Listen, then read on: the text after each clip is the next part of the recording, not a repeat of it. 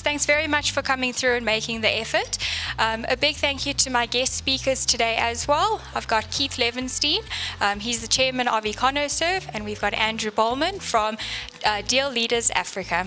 We've partnered with Deal Leaders Africa today because I've always thought about when you do a deal, that deal should be done, and I say should be, in an ideal world, it should be done by making business sense.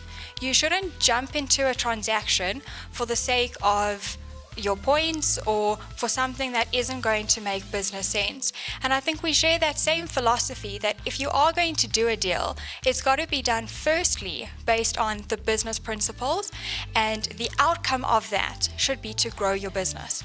If you aren't going to grow your business, well, Andrew, would you suggest a client does a deal? Definitely not. So there should be that value add, and you should be growing your business. So what we are going to be discussing today is basically the technical aspects around the ownership scorecard. That's Keith's presentation. And then a solution to you, because there is hope out there. There is a solution in Deal Leaders Africa who is able to provide acquirers that make business sense. And as I keep emphasizing the business aspect and the ability to grow your business, because I believe that a smaller percentage of something that is worth more is better and worth more to a person than 100% of the existing business or the smaller business that you might be in at the moment. How much ownership do you want to sell? I would tend to think that all of you would say 0. How much would I like to sell? I wouldn't. I'm being honest.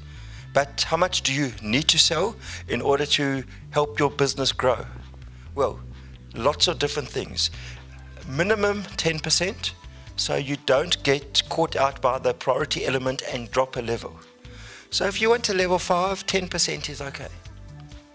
If you get more than each percentage roughly works out at about a point, very roughly speaking, on your scorecard. So 10% is roughly the minimum, otherwise there's no real benefit. Unless, of course, somebody wants to buy 2% and give you lots of money for it, and you need the cash flow, so you will sell it. Business principles comes first. If you want to be a level 1, level 2, level 3, level 4, you need ownership. Even level 5 and maybe even level 6. How much business are you going to win if you are non-compliant? None. We're not going to get any new business from BEE. Obviously, you might have a good product and you might be growing market share. Now, all I want you to do is fill in the rest of the how much will you lose, how much will you win. And if you know that you will lose 20% of your turnover if you are not level 4, it's a simple decision. Do you want to lose 20% of your turnover? Sometimes it's worth it, because, by the way, turnover is not profits. And you're in business, as I say in golf, you drive for show and you putt for dough. You're in business to make profits, not to just do big turnover. But the two do tend to be fairly similar. So now say to yourself, how much am I going to win? How much am I going to lose? If you know you're going to lose a lot of business if you're on to level 4, well, then you know what you need to do. You need to become a level 4. Selling in this case, selling a part of your business is a big deal. I think everybody around the table who has their own business understands the challenge, the investment, and the kind of the tipping point you're at now will be of the biggest decisions you're going to make in your life. So it doesn't come lightly. And I think from our perspective, we've built a business around that. And I was telling Jane earlier around, we kind of use, it's kind of a tongue-in-cheek comment, but when you embark on this journey as a seller of shares in any form of structure, our role is to advise. So we play that role of the deal advisor. But this will be one of the most emotional journeys of your life. So our role starts out at the advisory level, and we always say we end up like Dr. Phil, because it really, really is that challenging. The BE element adds in a whole lot of new dynamics. And I go back to the point of it is really critical coming out of this. If we achieve one thing, obviously we want to achieve a few more because we'd like some new clients, but if we achieve one thing, it's to hopefully give you proof that BE transactions can and should be successful. And there should be no difference to any other equity transaction out there.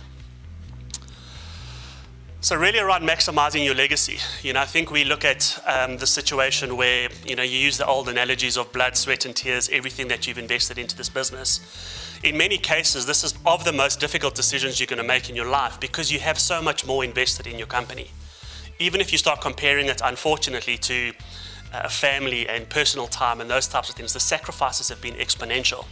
So it kind of weighs on that decision, which, as I mentioned earlier, is quite ironic. When we look at BE transactions, why would you take the path of least resistance? Why would you try and tick boxes to get a short-term fix instead of looking at something longer term and making it far more sustainable? And in real terms, we're in business to make profits, to make it more profitable, as Keith alluded to earlier. And in many cases, your business defines you. I think depending on the nature of your business, we always say, are you self-employed or are you building a business? Because the only difference between the two really is around time.